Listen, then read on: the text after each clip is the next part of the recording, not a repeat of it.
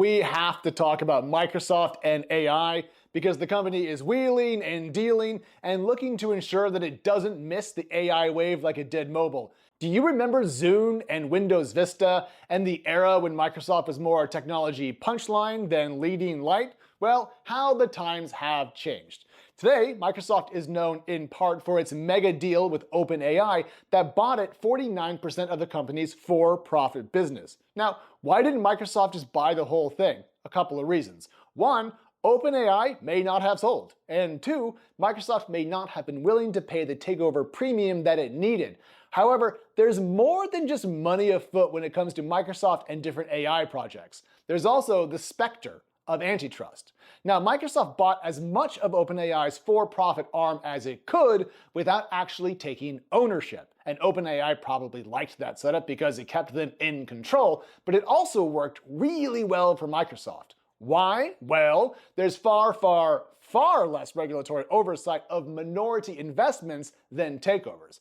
If Microsoft had wanted to buy OpenAI, regulators from around the world might have called foul. So buying as much of it could without engendering that risk, well, sounds like the better move. And all that brings us to the most recent news. This week, Microsoft hired the two principals from a startup called Inflection AI, which it had previously invested in. Now, as part of this deal, other folks from Inflection are heading over to Microsoft. So here we have a startup that maybe didn't work out quite as expected, shedding staff to a major company. What's the big deal? Well, traditionally, if you want to buy a founding team and most of a company's staff, you have to acquire the company outright so that way its shareholders can make at least some of their money back. But not in this case. Now, why? Well, antitrust again. So Microsoft didn't buy the company and is instead setting up a new org inside of itself for its new staff and having one of Inflection's former bosses lead it. For Microsoft, this is a coup. It gets the people it wanted, including a former founder over at DeepMind, and regulators don't get mad. At least in theory. We'll have to see.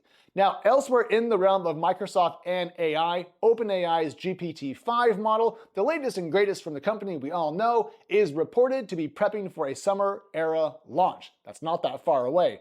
And I wonder, which company is going to be all over it? Could it be Microsoft? Probably.